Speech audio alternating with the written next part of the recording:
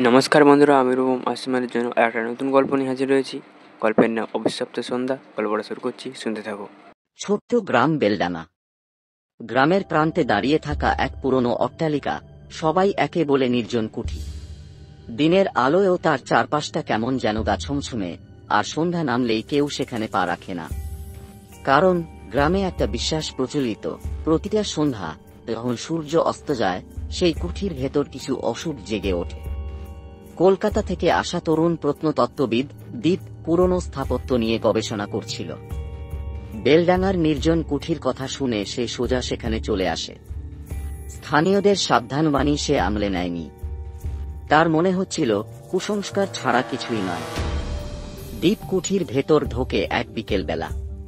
অন্দরমহলে ঢুকতেই সে দেখতে পায় দেয়ালে অদ্ভুত কিছু চিহ্ন, যার অর্থ স্পষ্ট নয়। ঘরের মেঝেতে একটা পুরনো আয়না, যার কাঁচটা কালচে এবং বিবর্ণ। দীপ আয়নার সামনে দাঁড়াতেই হঠাৎ তার কণ্ঠ রুদ্ধ হয়ে আসে। চারপাশে এক অদ্ভুত ঠান্ডা হাওয়া, আর দূর থেকে কানে আসে শাড়ির ঘষার শব্দ। সন্ধ্যা নামতেই পুরো কুঠি যেন অন্য জগতে ঢুকে পড়ে। দীপ দেখতে পায় আয়নায় তার পিছনে এক নারী মূর্তি, চোখে বিষাদের ছায়া, কপালে সিঁদুর, কিন্তু মুখে কোনো অভিব্যক্তি নেই। সে ঘুরে তাকায়, কেউ নেই। কিন্তু আয়নায় নারীটি স্থিরভাবে দাঁড়িয়ে। একসময় দীপ দেখতে পায় ঘরের কোণে একটি পুরনো চিঠি, যাতে লেখা, আমি ললিতা। আমার মৃত্যু ছিল না স্বাভাবিক। এই কুঠির অন্ধকারে আমি বন্দী। যে সন্ধ্যায় আমার প্রাণ কাড়ে তারাই, সেই সন্ধ্যায় আমি ফিরে আসি প্রতিশোধ নিতে।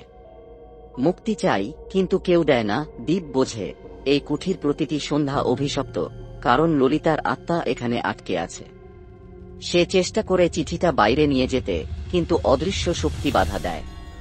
এক ভয়ঙ্কর অন্ধকারে সে পড়ে যায়। তার চোখে ভেসে ওঠে ললিতার মৃত্যুর দৃশ্য। স্বামী ও শ্বশুর বাড়ির লোকেরা তাকে সন্দেহ করে পুড়িয়ে মেরেছিল।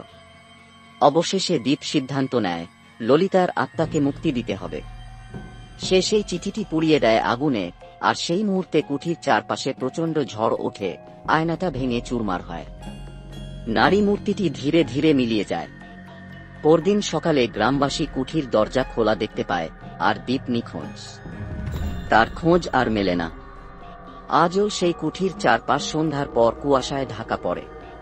কেউ কেউ বলে দীপও হয়তো সেই অভিশপ্ত সন্ধ্যার বন্দী হয়ে গেছে।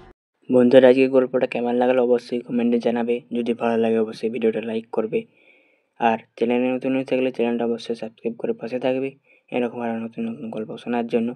আজকের মতো ধন্যবাদ।